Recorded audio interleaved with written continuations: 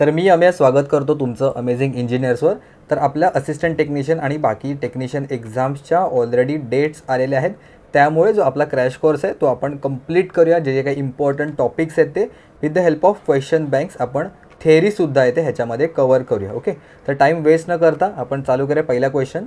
Which type of conductor is most commonly use in high voltage transmission line due to its high strength to weight ratio.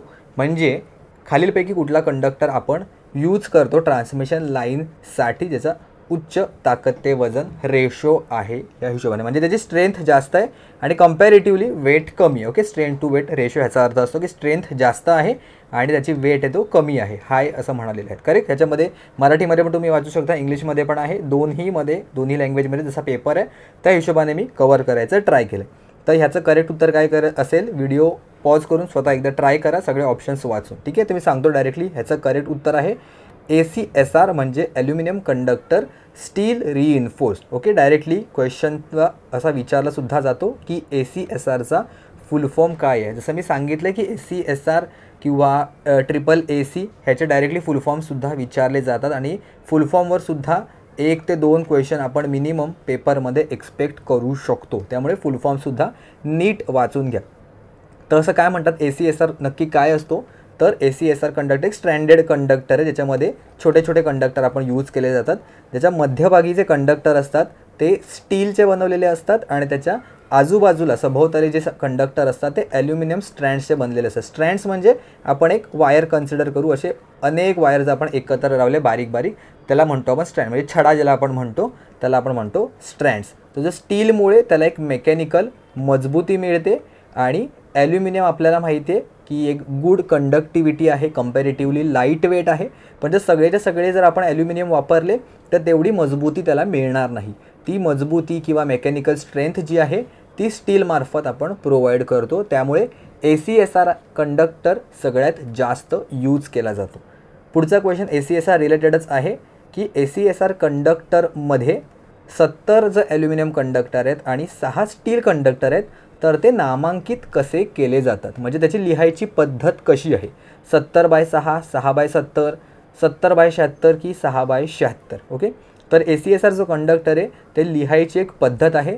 सगळ्यात पहिल्यांदा आपण A, S आणि D ह्या फॉर्मॅटमध्ये लिहित जातो, ज्याच्यामध्ये A आहे तो ॲल्युमिनियमचे स्ट्रँड दर्शवतो, S आहे ते स्टीलचे स्ट्रँड्स दर्शवतात म्हणजे किती आहेत ते, आणि जो D आहे तो प्रत्येक स्ट्रँडचा म्हणजे प्रत्येक छड्याचं डायमीटर किती आहे ते लिहिलं जातं, म्हणजे ASD या फॉर्मॅटमध्ये। आता इथे ॲल्युमिनियमचे 70 कंडक्टर लिहिलेले आहेत, त्यामुळे 70 येईल आणि त्यानंतर स्टीलचे 6 आहे म्हणजे 70/6। जर सपोज इन केस त्याचा जर डायमीटर दिला असता सपोज 0.05 तर त्याच्या पुढचा नंबर असा लिहिला गेला असता। ओके, तर आता इथे करेक्ट उत्तर येईल फक्त 70/6, म्हणजे ऑप्शन A इकडे किंवा ऑप्शन 1 आहे तिकडे करेक्ट उत्तर होईल। ओके, जाऊया पुढच्या क्वेश्चनकडे। For a 3-layer stranded wire, the number of strands in the first, second and third layer respectively is। जसं आपण हे स्ट्रँडेड लेयर बघितले तर ह्याच्यामध्ये पहिल्या लेयरमध्ये किती असतील, दुसऱ्या लेयरमध्ये किती असेल, तिसऱ्या लेयरमध्ये किती स्ट्रँड्स असतील, चौथ्या लेयरमध्ये किती स्ट्रँड्स असतील असं त्यांनी विचारलं आहे। तर अनुक्रमे प्रथम, द्वितीय आणि तृतीय स्थानांमध्ये किती स्ट्रँड्स असतील हे आपल्याला इथे क्वेश्चनमध्ये त्यांनी विचारलेलं आहे। ओके, तर त्याच्यासाठी एक फॉर्म्युलासुद्धा आहे, calculation of number of strands in a stranded conductor, म्हणजे एका स्ट्रँडेड कंडक्टरमध्ये नंबर ऑफ कंडक्टर्स किती असतील त्याचा फॉर्म्युला आहे। जिथे N आहे तो लेयर सांगतो, म्हणजे ही पहिली लेयर आहे, दुसरी लेयर आहे, तिसरी लेयर आहे, या हिशोबाने आपण Nची जर व्हॅल्यू टाकली तर आपल्याला तिथे उत्तर आहे ते मिळत जाईल।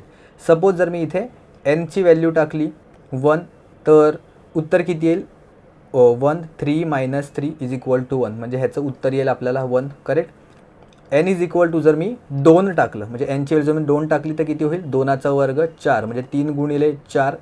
ओके, हे होईल 12 -3 × 2 म्हणजे -6 अधिक 1 म्हणजे 12 - 6 6 + 1 7, म्हणजे दुसऱ्या लेयरला टोटल 7 कंडक्टर असतील। 7 कसे, म्हणजे हे हा सगळ्यात पहिल्यांदा 1, त्यानंतर 1 2 3 4 5 आणि 6, म्हणजे 1 प्लस टोटल बाहेरचे 6 मिळून होतील 7। सिमिलर जर Nची व्हॅल्यू आपण 3 टाकली तर त्याची व्हॅल्यू आहे ती आपल्याला वाढत जाईल. n इज इक्वल टू जर मी 3 टाकलं तर उत्तर मला मिळेल 19. आता हे जे कंडक्टर आहेत हे एकूण टोटल कंडक्टर आहेत, म्हणजे आधीच्या लेअरचे पण कंडक्टर पकडले तर. पण इथे तसा ऑप्शन नाही आहे, ह्यांनी रिस्पेक्टिवली म्हणजे अनुक्रमे प्रत्येक लेअरमध्ये किती असतील हे इथे त्यांनी विचारलेलं आहे. तर त्याच्यासाठी तुम्ही लक्षात ठेवू शकता, सुरुवातीला 1 असेल, n इज इक्वल टू 1 असेल तर सगळ्यात पहिल्यांदा एक मेन जो कोर सिंगलचा असेल तर.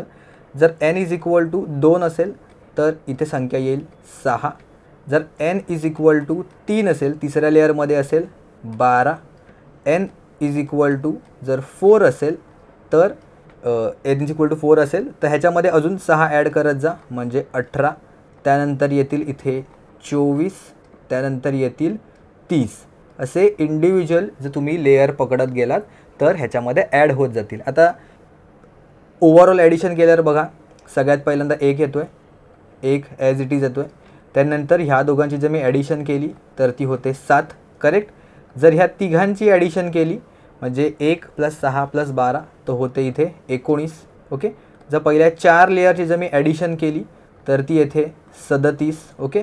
नाहीतर नंतर 5 लेअरची ॲडिशन केली तर ती येते 61. आणि सेम आधीचा जो मी फॉर्म्युला दिलेला आहे या फॉर्म्युल्याने पण जर तुम्ही काढलं तर 1, 7, 19 असे तुम्हाला मिळत जातील. 1, 7, 19, 37, 61 तुम्ही फॉर्म्युलामध्ये टाकून येते चेक करत जा.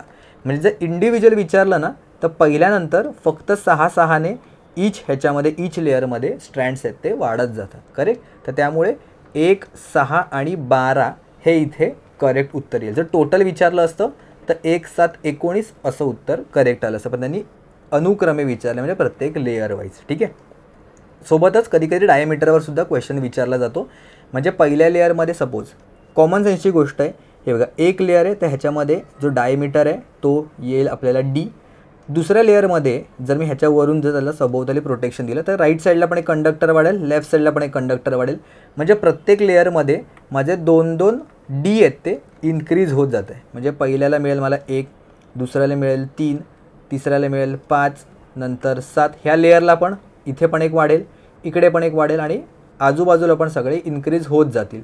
त्यामुळे प्रत्येक ह्याला हा 1D, मग 3, मग 5, मग 7 असे वाढत जातील. तर तो फक्त त्यांनी फॉर्म्युलाच्या ह्याच्यामध्ये विचारला गेला आहे. 2n + 1, काही काही ठिकाणी 2n - n पण असेल, पण तिथे nची व्हॅल्यू जर आपण 0 किंवा 1 कन्सिडर केली तर त्या हिशोबाने चेंज होतं, बाकी सगळा ऑलमोस्ट सेमच जातो. पण हे 2 फॉर्म्युले आहेत हे लक्षात ठेवा. आपल्याला कधी कधी डायरेक्टली फॉर्म्युलेसुद्धा विचारले जातात.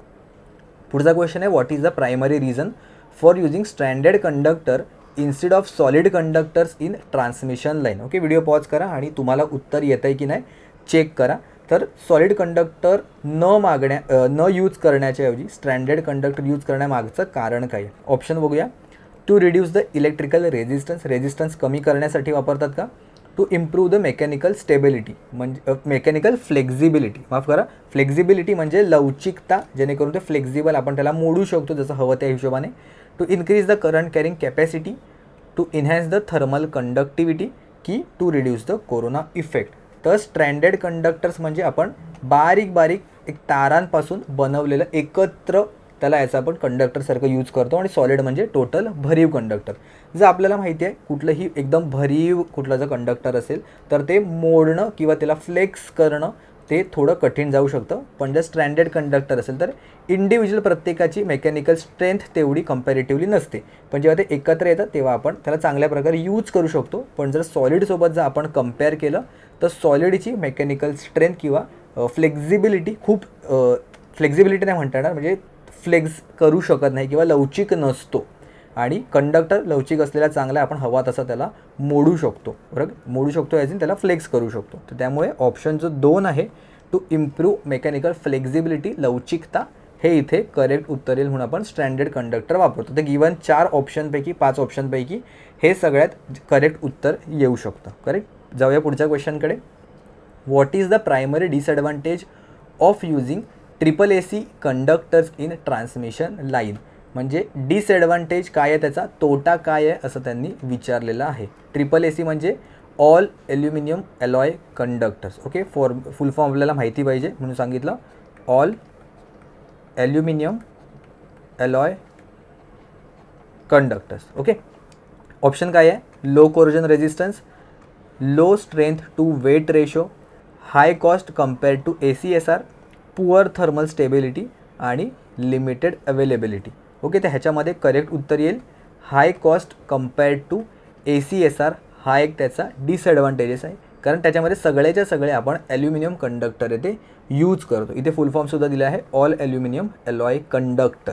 त्याचा ॲडव्हान्टेजेस आहेत की लाईट वेट आहे, कारण सगळ्याच्या सगळ्या ॲल्युमिनियम कंडक्टर्स आपण वापरतो. त्याच्यामध्ये कोरोजन नाही होत, म्हणजे कोरोड होत नाही, गंज जास्त पकडत नाही. कंडक्टिव्हिटी चांगली आहे, कारण सगळ्याच्या सगळं आपण ॲल्युमिनियम यूज केलं आहे ते. पण याचं डिसएडव्हान्टेज काय आहे की low tensile strength compared to the ACSR. जी काय मेकॅनिकल स्ट्रेंथ आहे किंवा तन्यता आहे ती कम्पॅरेटिव्हली कमी होते ACSRपेक्षा, आणि त्याची हायर कॉस्ट आहे, कारण सगळंच्या सगळं आपण ॲल्युमिनियम वापरले. स्टील स्वस्तात मिळतं, त्यामुळे ह्याची कॉस्ट आहे ते जास्त आपल्याला दिसून येते, high cost compared to the ACSR. Okay, जाऊया पुढच्या क्वेश्चनकडे. What is the effect of increasing the spacing between the transmission line conductor. Transmission कंडक्टरमध्ये दोन कंडक्टरमधील अंतर वाढवल्याने काय परिणाम होतो? इन्क्रीजेस द लाईन लॉसेस, त्याचा काही संबंध नाही. लाईन लॉसेस डिपेंड करतं आपल्या करंटवर किंवा त्याच्या रेजिस्टिव्हिटीवर. त्यानंतर reduces the corona losses. Okay, हा एक ऑप्शन असू शकतो जर तुम्हाला माहीत नसेल तर. इन्क्रीजेस कंडक्टर रेजिस्टन्स, त्याचा काही संबंध नाही, रेजिस्टन्स मटेरियलवर डिपेंड करतो.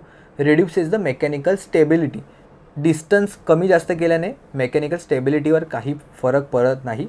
आणि ऑप्शन 5 आहे इन्क्रीजेस द इन्सुलेशन रिक्वायरमेंट.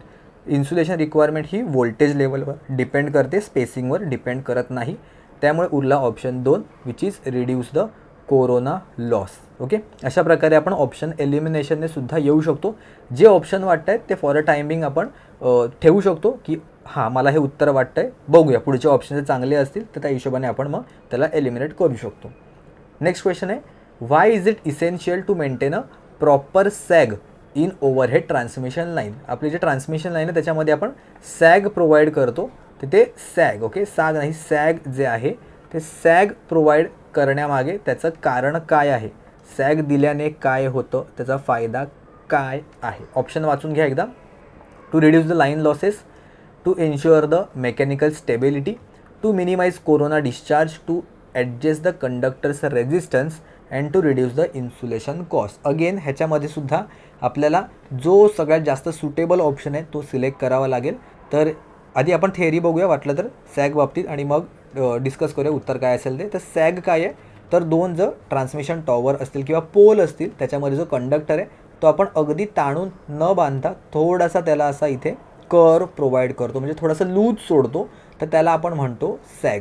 एक सरळ लाईनपासून किती खाली येतोय तो त्याला आपण म्हणतो सॅग. दुसरं आहे स्पॅन किंवा स्पॅन लेंथ. हे आहे shortest distance between the two tower और पोल्स, म्हणजे सरळ जर मी एक लाईन मारली ह्याच्या टॉवरच्या हाईटवरून तर, किंवा शॉर्टेस्ट डिस्टन्स जर आपण म्हणलं ह्याच्यामध्ये पोलमधलं किती डिस्टन्स असेल छोट्यात छोटा कमीत कमी, त्याला आपण म्हणतो स्पॅन लेंथ. हा जो सॅग आहे तो सॅगचा एक फॉर्म्युलासुद्धा आहे, S is equal to WL² भागिले 8T. त्याच्यामध्ये जो W आहे तो असतो वेट ऑफ द कंडक्टर, म्हणजे कंडक्टरचं वजन. वजन किती आहे, जेवढं जास्त वजन तेवढं सॅग जास्त येत जाणार. त्यानंतर L आहे तो आहे span length of the conductor, म्हणजे या दोन टॉवरमधलं कमीत कमी डिस्टन्स किती जे आपण आत्ताच आपण बघितलं. आणि T 8 फक्त एक आकडा आहे, आणि T is a working tension off the conductor. त्या कंडक्टरवर किती टेन्शन आहे हे आपण ह्याने दर्शवतो. जर टेन्शन कमी असेल तर सॅग वाढेल. आता इथे जर तुम्ही बघितलं ह्याच्यावर ताण जास्त आहे का, नाही, ह्याच्यावर ताण कमी आहे, त्यामुळे सॅग थोडा जास्त आहे असं आपण म्हणू शकतो, म्हणजे इन्व्हर्सली प्रोपोर्शनल आहे. जर टेन्शन कमी झालं तर सॅग वाढणार, जर टेन्शन वाढलं तर सॅग कमी होणार. जसं की इथे जर मी एकदम ताणून बांधलं तर इथे टेन्शन खूप जास्त आहे, त्यामुळे इथे काहीच सॅग प्रोव्हाइड केलेलं नाही आहे. तर नो सॅग, सॅग नाही दिला आणि जास्त सॅग दिला तर काय फरक पडतो? दोन्ही गोष्टी चांगल्या नाही आहेत का ते बघून घेऊया.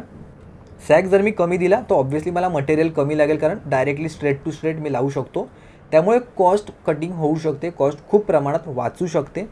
No need of extra high tower to get proper clearance. काही काही ठिकाणी क्लिअरन्स म्हणजे कंडक्टरपासून ते ग्राउंडपर्यंतचं डिस्टन्स आहे ते जर मी ताणून बांधलं तर ते बघायची गरज लागणार नाही. काही काही ठिकाणी जर खाली वस्ती वगैरे असेल तर आपल्याला टॉवरची हाईट इन्क्रीज करायला लागते, जेणेकरून जो सॅग आहे तो वरच्या साईडला येईल आणि मध्ये क्लिअरन्स राहील. खाली राहणाऱ्या माणसांना किंवा जर कुठली अजून दुसरी काही गोष्ट असेल तर त्याला धोका पोहोचणार नाही. More tension on the cable. Tension वाढणं ही चांगली गोष्ट नाही आहे, कारण इझिली तुटू शकतो because chances of mechanical breakdown. जर कुठला वादळ वगैरे आलं किंवा खूप जोराचा वारा आला किंवा जर जास्त हिटअप झाला तर त्यामुळे एक्सपांड होतो, तुटूसुद्धा शकतो. जर जास्त सॅग दिला तर काय होईल? जास्त सॅग दिला तर ऑब्व्हियसली आपल्याला कंडक्टर मटेरियल जास्त लागेल, त्यामुळे कॉस्ट पण वाढू शकते. जसं मी सांगितलं की क्लिअरन्स प्रॉपर मेंटेन झाला पाहिजे या शेवटच्या पॉईंटपासून ते ग्राउंडपर्यंतचा, बिकॉज इंडक्टिव्ह झोनमध्ये आलं तरीसुद्धा शॉक लागू शकतो, फिजिकली टच नसेल सुद्धा तरीसुद्धा. तर त्यामुळे आपल्याला क्लिअरन्स मेंटेन करण्यासाठी हाय टॉवर लागायला लागतं. दुसरी गोष्ट less tension on the cable. Less tension येतं पण क्लिअरन्स फार इम्पॉर्टंट होतं आणि मटेरियल कॉस्टिंग पण, आणि ह्याच्यामुळे मेकॅनिकल ब्रेकडाऊन व्हायचे चान्सेस कमी आहेत बिकॉज असा तो झुलत राहील. पण किती झुलला पाहिजे? जास्त झुलत जर गेला तरीसुद्धा तो तुटू शकतो. त्यामुळे अति सॅग आणि नो सॅग ह्या दोन्ही गोष्टी चांगल्या नाही आहेत, त्यामुळे प्रॉपर मेंटेन करावा लागतो. तर गिवन ऑप्शनपैकी जर आपण चेक केलं टू इन्श्युअर द मेकॅनिकल स्टेबिलिटी हे करेक्ट किंवा जास्त सुटेबल ऑप्शन आहे मेकॅनिकल यांत्रिक स्थिरता सुनिश्चित करण्यासाठी. पुढचा क्वेश्चन आहे, why is aluminium preferred over the copper for overhead transmission line. आणि अशा टाईपचंच क्वेश्चन तुम्ही एक्सपेक्ट करू शकता. आपल्या एक्झाममध्ये लॉजिकल क्वेश्चन्स आहेत की ॲल्युमिनियम आपण का वापरतो कॉपरच्या कंपॅरिझनमध्ये. ऑप्शन आहे high conductivity, lower cost and weight, better tensile strength, corrosion resistance आणि इझियर अवेलेबिलिटी.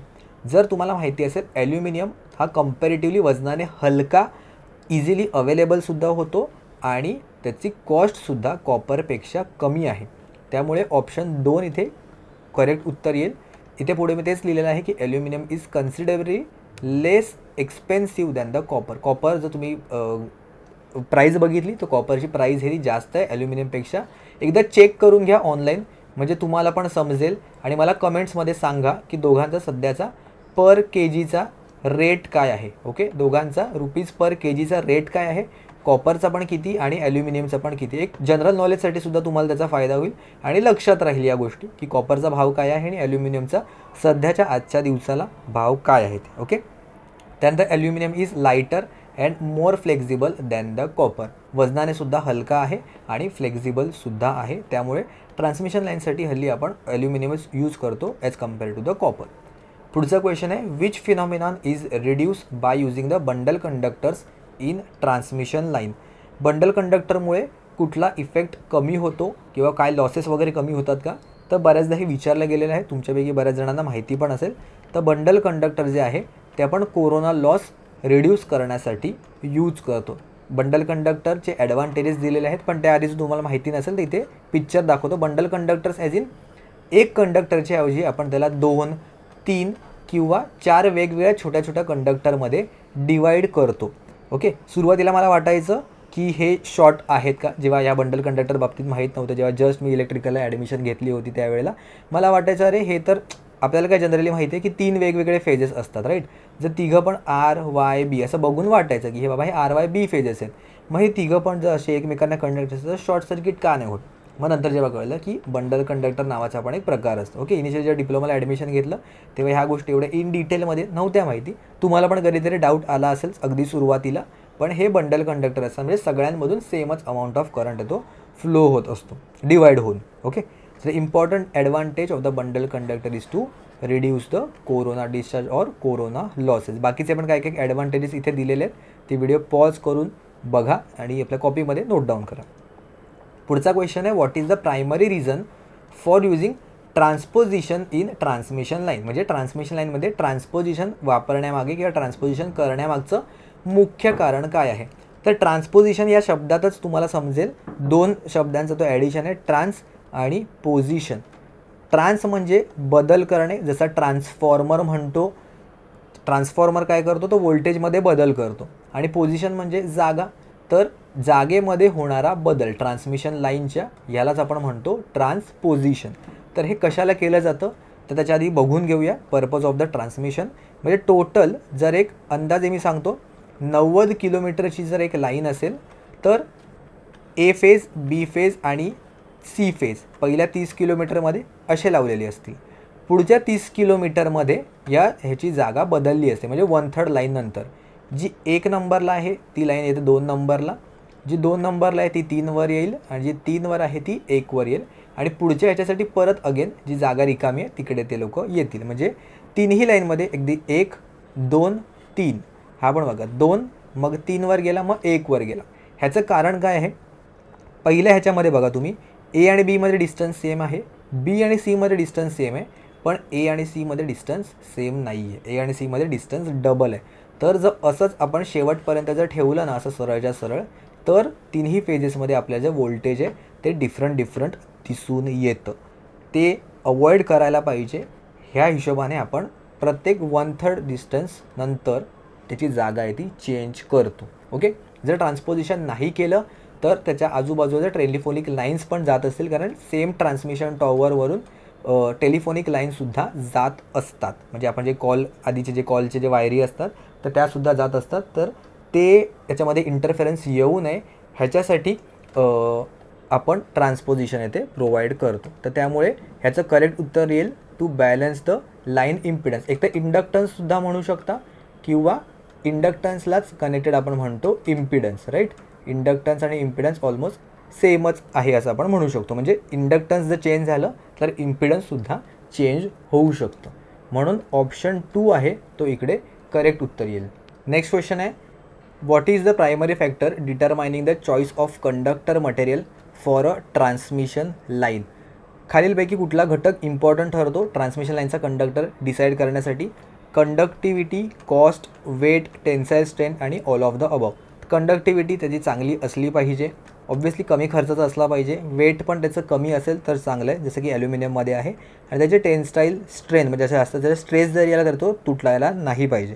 तर त्यामुळे चारीच्या चारही ऑप्शन्स इथे करेक्ट आहेत. त्यामुळे उत्तर ऑल ऑफ द अबव हे करेक्ट होईल, ऑप्शन 5. पुढचा क्वेश्चन आहे, the Ferranti effect occurs in. जसं मी ऑलरेडी सांगितलं आहे की क्वेश्चन्स इफेक्टवर किंवा लॉसेसवर सुद्धा विचारले जातात. ट्रान्समिशन लाईनचे losses, skin effect, proximity effect, Ferranti effect. त्यामुळे नक्की बघा, पुढची व्हिडिओ कंटिन्यू करा. हे इम्पॉर्टंट क्वेश्चन्स आहेत, ह्याच्यापैकीच किंवा सिमिलर टाईपचे क्वेश्चन्स आपण एक्सपेक्ट करू शकतो. म्हणून मी जाणून बुजून थेअरीसुद्धा डिस्कस करतो आहे. Ferranti effect occurs in. सगळ्यात पहिल्यांदा फेरांटी इफेक्ट काय आहे ते आपल्याला माहिती असलं पाहिजे आणि मग नंतर बघूयात की तो कुठे होतो किंवा गिवन ऑप्शन्सपैकी. फेरांटी इफेक्ट म्हणजे काय असतं? The effect in which the voltage at the receiving end of the transmission line is more than the sending end voltage. As an example मी घेतलं, एक ट्रान्समिशन लाईन आहे ज्याच्यामध्ये रेजिस्टन्स आणि रिॲक्टन्स आहे. एक जनरलाइज मॉडेल आहे. सेंडिंग एंडचं व्होल्टेज एक आहे आणि रिसिविंग एंडचं व्होल्टेज एक आहे. आयडियली सेंडिंग एंडवरून मी जेवढं व्होल्टेज पाठवलं आहे ते सगळ्याच्या सगळं ॲज इट इज रिसिविंग एंडला येईल अशातली गोष्ट नाही आहे. बिकॉज मध्ये रेजिस्टन्स असतो आपला, त्यामुळे व्होल्टेज ड्रॉप व्हायचे चान्सेस जास्त असतात, करेक्ट. पण लॉंग ट्रान्समिशन लाईन जे असेल, लॉंग ट्रान्समिशन लाईन असते जी लाईट लोडेड असेल, लाईट लोडेड किंवा ओपन सर्किटेड जी असेल, ह्याच्या केसमध्ये काय होतं, जे रिसिविंग एंडचं व्होल्टेज आहे ते जास्त होतं सेंडिंग एंड व्होल्टेजपेक्षा. म्हणजे इथे जर सपोज मी 100 kV पास केलं तर आयडियली 100पेक्षा कमी मिळायला पाहिजे, पण इथे आपल्याला अराउंड 120 kV म्हणजे एक्झॅक्ट आकडाने सांगते पण 100पेक्षा जास्त व्होल्टेज मिळतं. आता हे कशाने पॉसिबल होतं तर फेरांटी इफेक्ट हा जो आहे त्याच्यामुळेच. बिकॉज जशी जशी लाईनची लेंथ वाढत जाईल तसं तसा लाईनचा जो कॅपॅसिटन्स आहे तो वाढत जाईल. Ferranti effect is due to the charging current of the line. म्हणजे जो एक व्हर्च्युअल कॅपॅसिटन्स जनरेट होतो त्याच्यामुळे चार्जिंग करंट वाढत जातो आणि जेणेकरून आपल्याला रिसिविंग एंड साईडला जे व्होल्टेज आहे ते जास्त मिळतं. ओके. तर ह्याच्यामध्ये कॅपॅसिटन्स कसा जनरेट होतो तर बघा, ही फेज आहे ते कुठल्या तरी एक व्होल्टेजवर कंडक्ट करतं आहे. हे फेज आहे ते पण काहीतरी एक व्होल्टेज असणार त्याच्यामध्ये आणि ह्याच्यामध्ये दोघांच्यामध्ये एअर आहे जे आहे डायइलेक्ट्रिक मीडियम. कॅपॅसिटर कसा असतो, 2 प्लेट्स असतात विथ समथिंग पोलॅरिटी आणि त्याच्यामध्ये एक डायइलेक्ट्रिक मीडियम असतं. तर हे व्हर्च्युअल कॅपॅसिटन्ससारखा इथे इफेक्ट आपल्याला दिसून येतो, ज्यामुळे जसं आपण ट्रान्समिशन लाईनची लेंथ वाढत जाईल तसं तसं फेरांटी इफेक्ट आपल्याला वाढताना इथे दिसून येईल. तर त्यामुळे करेक्ट उत्तर येईल ह्याचं long transmission line at no load. Option 1 इथे करेक्ट येईल. इम्पॉर्टंट पॉईंट आहे की लाईट लोडेड कंडिशन किंवा ओपन सर्किटेड कंडिशन, जर इथे मी हेवी लोड लावला म्हणजे इंडक्टिव्ह लावलं तर ऑब्व्हियसली व्होल्टेज कमी होतं आणि त्या कॅपॅसिटन्समुळे ते ऑलमोस्ट नॉर्मल लेवलवर येऊ शकतं. हेवी लोडमुळे व्होल्टेजची व्हॅल्यू आहे ती ड्रॉप होते, पण लाईट लोड किंवा ओपन सर्किट असेल तर व्होल्टेज वाढू शकतं. आणि हे आपल्याला मिळतं लॉंग ट्रान्समिशन लाईनला, मोस्टली कधी मीडियम ट्रान्समिशन लाईनलासुद्धा मिळतं, पण शॉर्ट ट्रान्समिशन लाईनला आपल्याला कधीच मिळत नाही. ठीक आहे, त्यामुळे मिस्टेक करू नका. पुढचा क्वेश्चन आहे corona loss is higher in. Corona loss कोणत्या परिस्थितीमध्ये जास्त असतो? तर ह्याच्यासाठी कोरोना लॉसचा फॉर्म्युला जर आपण बघितला तर लगेच गोष्टी लक्षात येतील. या फॉर्म्युलामध्ये हा एक कॉन्स्टंट पार्ट आहे. एफ आहे इथे ऑपरेटिंग फ्रिक्वेन्सी, म्हणजे किती फ्रिक्वेन्सीवर काम करते. जर इथे बघितलं तुम्ही डायरेक्टली प्रपोर्शनल आहे, म्हणजे एफची जर व्हॅल्यू वाढत गेली तर कोरोना लॉसची व्हॅल्यू आहे ते वाढत जाणार. ओके, त्यामुळे ऑपरेटिंग फ्रिक्वेन्सी जर जास्त असेल तर कोरोना लॉसची व्हॅल्यू वाढत जाणार.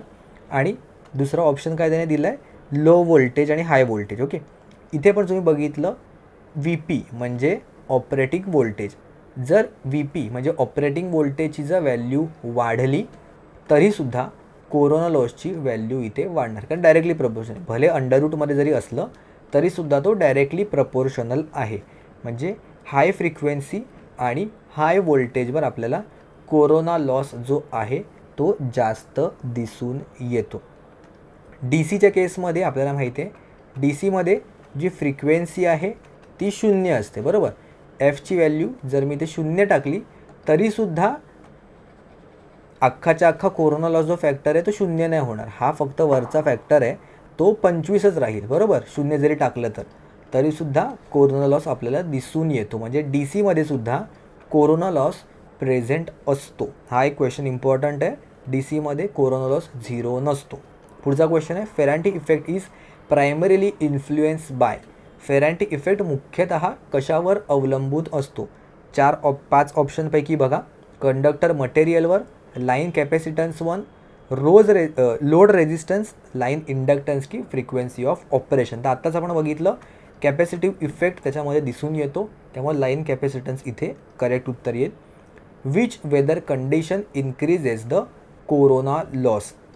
Dry and clear weather, humid and rainy weather म्हणजे दमट पावसाळी वातावरण, कोरडं स्वच्छ वातावरण, बर्फाच्छादित हवामान, वाऱ्याचे हवामान की एक्स्ट्रीम कोल्ड म्हणजे खूप थंड हवामान. तर जेवढं हवेमध्ये मॉइश्चर जास्त असेल म्हणजे दमटपणा जास्त असेल त्याच्यामुळे कोरोना लॉस आहे तो आपल्याला जास्त दिसून येतो. ड्राय क्लिअर वेदरपेक्षा ह्युमिड आणि रेनी वेदरमध्ये कोरोना लॉसचे चान्सेस आहेत ते जास्त असतात. त्यामुळे ऑप्शन 2 इथे करेक्ट उत्तर येईल. पुढचा क्वेश्चन आहे what is the visual indication of corona discharge in high voltage lines. उच्च व्होल्टेज लाईनमध्ये कोरोना डिस्चार्जचे दृश्य चिन्ह काय, म्हणजे बघून आपल्याला काय दिसू शकतं? A spark at the conductor, a bluish glow and hissing noise, melting of conductor insulation, complete power outage and over heating of the transformer. जर तुम्ही बघितलं तर इन्सुलेटर स्ट्रिंगच्या आधी एक कोरोना रिंग आहे ती इथे दिलेली असते, त्याच्यावर आपल्याला इथे असा व्हायलेट कलरचा किंवा ब्लूइश कलरचा ज्याला आपण म्हणू शकतो असा इथं ग्लो दिसतो आणि सोबत आपल्याला असा हिसिंग नॉईस असा त्याच्यामध्ये ऐकू येतो. तर त्याच्यामुळे ऑप्शन जो 2 आहे इकडे तो करेक्ट उत्तर येईल. ऑलमोस्ट सगळ्याच ह्याचे ऑप्शन 2च आले, पण त्याचं टिक करू नका. मेन उत्तर काय आहे ते बघून घ्या. स्पार्क्स ॲट द कंडक्टर इथे थोडंसं कन्फ्युजन होऊ शकतं स्टुडंट्सना, पण ॲक्च्युली जो कोरोना असतो तो कोरोना रिंगवर आपल्याला इथून दिसून येईल. कंडक्टरवर स्पार्किंग दिसून आपण नाही म्हणू शकतो. जर व्हिज्युअली विचारलं तुम्हाला हेच उत्तर द्यावं लागेल. तुम्हाला भले करेक्ट उत्तर हे वाटत असेल पण एक एक्झामिनर पॉईंट ऑफ विचार करा की त्याला मोस्ट इम्पॉर्टंट उत्तर काय हवं असेल. ब्लूइश ग्लो आणि हिसिंग नॉईस हे सगळ्यात जास्त कोरोना लॉसमध्ये इम्पॉर्टंट गोष्ट आहे. आणि प्रोडक्शन ऑफ ओझोनसुद्धा गॅस त्याच्यामध्ये प्रोड्यूस होतो. त्यामुळे हे 3 गोष्टी आहेत ते इम्पॉर्टंट आहेत. पुढचा क्वेश्चन आहे skin effect increases with. Skin effect आहे तो कशावर इफेक्ट करतो आणि कशामुळे तो इन्क्रीज होतो. तर त्याचे फॅक्टर दिलेले आहेत मी. स्किन इफेक्ट म्हणजे काय असतं, एक भरीव कंडक्टर असेल तर त्याच्या आउटरमोस्ट पार्टमधून फक्त जो करंट आहे तो फ्लो होतो अनडिस्ट्रीब्युटेड, म्हणजे मध्य भागातून करंट आहे तो कमी फ्लो होतो, बाहेरच्या भागातून त्याच्या पृष्ठभागावरून स्किनवरून करंट आहे तो जास्त फ्लो होतो. तर तो इफेक्ट करतो किंवा तो डिपेंड करतो फ्रिक्वेन्सीवर. जसं फ्रिक्वेन्सी जास्त असेल तर स्किन इफेक्ट जास्त मिळेल. दुसरी गोष्ट diameter. Skin effect increases with the increase in the diameter of the conductor. जर हा कंडक्टर एक बघितला, एक मोठा कंडक्टर आहे आणि सेम साईडचे आपण स्टँडर्ड कंडक्टर जर आपण वापरलेत, करंट आहे तो फक्त ह्याच्या बाहेरच्या भागावरून फ्लो होईल एका सिंगल कंडक्टरचं, राईट. पण जर मी इंडिव्हिज्युअल कंडक्टर बघितले तर या प्रत्येकाच्या सरफेसवरून जो करंट आहे तो फ्लो होणार, प्रत्येकाच्या सरफेसवरून. तर त्यामुळे जर ओव्हरऑल आपण करंटचं डिस्ट्रीब्युशन बघितलं तर स्टँडर्ड कंडक्टर्समध्ये जास्त येत as compare to the solid conductor. ह्याच्यातून करंट तो जास्त फ्लो होतो ह्याच्यापेक्षा. त्यामुळे डायमीटर जसा जसा वाढत जाईल, आता छोट्या डायमीटरमध्ये स्किन इफेक्ट आपल्याला कम्पॅरेटिव्हली कमी दिसतो आहे, पण जसं जसं डायमीटर वाढेल तसं स्किन इफेक्ट जास्त होतो. दुसरी गोष्ट म्हणजे शेप ऑफ द कंडक्टर, हेच की सॉलिड कंडक्टर वापरतो आहे की स्टँडर्ड कंडक्टर वापरतो आहे. आणि दुसरी गोष्ट म्हणजे type of the material. Skin effect increases with the increase in the permeability of the material. जसा मटेरियलची परमिएबिलिटी वाढली तसा सुद्धा स्किन इफेक्ट वाढून येतो. त्यामुळे गिवन ऑप्शनपैकी इन्क्रीजिंग द कंडक्टर डायमीटर हे करेक्ट उत्तर येईल. पुढचा क्वेश्चन आहे, corona loss in AC transmission line is independent of. आता हा कशाशी इंडिपेंडंट आहे? मगाशी विचारलेलं कशावर डिपेंडंट आहे, आता कशाशी इंडिपेंडंट आहे असं त्यांनी विचारलेलं आहे. ऑप्शन आहे diameter of the conductor, spacing between the conductor, surface cleanliness of the conductor, म्हणजे किती स्वच्छ आहे कंडक्टर, आणि त्या कंडक्टरमधून फ्लो होणारा करंट. ओके, तर आता आपल्याला वाटतं की नेहमी कोरोना जो लॉस आहे तो लॉसेस आहे तो करंटवर डिपेंड करू शकतं, पण इथे हेच उत्तर करेक्ट येईल की करंटवर तो डिपेंड करत नाही, बाकीच्या फॅक्टरवर इनफॅक्ट डिपेंड करतो. त्यामुळे हा एक इम्पॉर्टंट क्वेश्चन होऊ शकतो ज्यांना माहिती नाही आहे त्यांच्यासाठी. फॉर्म्युलाच्या हेल्पने बघूया. Option 1 diameter of the conductor. इथे चेक करा, रेडियस ऑफ द कंडक्टर दिलेला आहे. रेडियस म्हणा किंवा 2 times of the radius is equal to diameter, right. त्यामुळे तो डायमीटरवर किंवा रेडियसवर डिपेंड करतो. दुसरा ऑप्शन आहे स्पेसिंग बिटवीन द कंडक्टर. ह्याच फॉर्म्युल्यामध्ये तुम्ही हा खालचा जर डी बघितला तर तो आहे स्पेसिंग बिटवीन द कंडक्टर, म्हणजे दोन कंडक्टरमधील अंतर किती आहे त्याच्यावर पण तो डिपेंड करतो.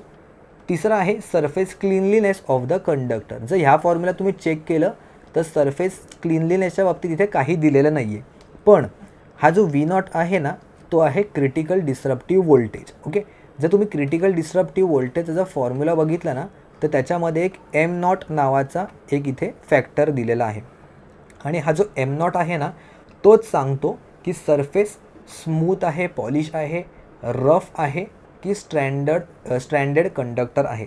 जेवढा सरफेस स्मूथ असेल, पॉलिश्ड असेल, तेवढा कोरोना लॉसचे चान्सेस आहेत ते कमी आहेत. जेवढा स्ट्रँड्स असतील किंवा अनइवन सरफेस असा असेल तेवढा कोरोना लॉस वाढायचे चान्सेस आहेत ते जास्त आहेत. बघा, M0ची व्हॅल्यू सगळ्यात हायेस्ट आहे ती 1 आहे, म्हणजे ही जर व्हॅल्यू कमी कमी होत गेली क्रिटिकल डिस्रप्टिव्ह व्होल्टेजची व्हॅल्यू, तिथे V0ची व्हॅल्यू कमी होत गेली, म्हणजे हा जो ब्रॅकेट आहे मायनसवाला, सपोज निगेटिव्हवाला पार्ट जर कमी गेला तर ब्रॅकेटची व्हॅल्यू वाढेल, आणि ब्रॅकेटची व्हॅल्यू वाढली तर PCची व्हॅल्यू वाढेल. सपोज हा 10 पकडला आणि हा इनिशियली 2 पकडला तर टोटल व्हॅल्यू किती येईल 8. ओके, 10 जर मी कॉन्स्टंट ठेवला आणि ह्याची जर मी व्हॅल्यू ठेवली 4 तर टोटल ब्रॅकेटची व्हॅल्यू किती येईल 6, बरोबर. किंवा 10 वरून मी 1 केला तर टोटल व्हॅल्यू येईल इथे 9, म्हणजे ही जर व्हॅल्यू कमी झाली तर टोटल ह्याची व्हॅल्यू वाढते, आणि ह्याची व्हॅल्यू वाढली तर ओव्हरऑल कोरोना लॉसची व्हॅल्यू वाढेल. ओके, तर त्यामुळे सरफेस क्लीनलीनेससुद्धा तेवढाच मॅटर करतो. ओके, तर आय होप तुम्हाला आजच्या लेक्चरचे सगळे क्वेश्चन्स समजले असतील. सोबतच टेस्ट सिरीजसुद्धा फार इम्पॉर्टंट आहे, त्याची प्रॅक्टिस करणे इम्पॉर्टंट आहे. त्यामुळे आपण फ्लॅट 20% ऑफ ठेवलेले आहेत आपल्या टेस्ट सिरीजवर. टोटल 25 टेस्ट आहेत, 20 टॉपिक वाईज टेस्ट आणि 5 फुल लेंथ टेस्ट, आणि ॲज पर IBPS पॅटर्ननेच मी डिझाईन केलेल्या आहेत. इंग्लिश आणि मराठी दोन्ही लँग्वेजमध्ये तुम्हाला क्वेश्चन्स आहेत ते मिळतील, आणि या चारीच्या चारी एक्झामसाठी ते इम्पॉर्टंट आहेत आणि तुम्ही यूज करू शकता. ऑफर व्हॅलिडिटी 5 जानेवारीपासून ते 12 जानेवारीपर्यंत आपल्याला 20% फ्लॅट ऑफ आहे. ठीक आहे, त्यामुळे त्याचा फायदा घ्या आणि टेस्टसुद्धा नक्कीच तुमच्या प्रिपरेशनमध्ये इन्क्लूड करा. ओके, तर आजच्या व्हिडिओमध्ये एवढंच. भेटूया आपण पुढच्या व्हिडिओमध्ये न्यू टॉपिकसोबत.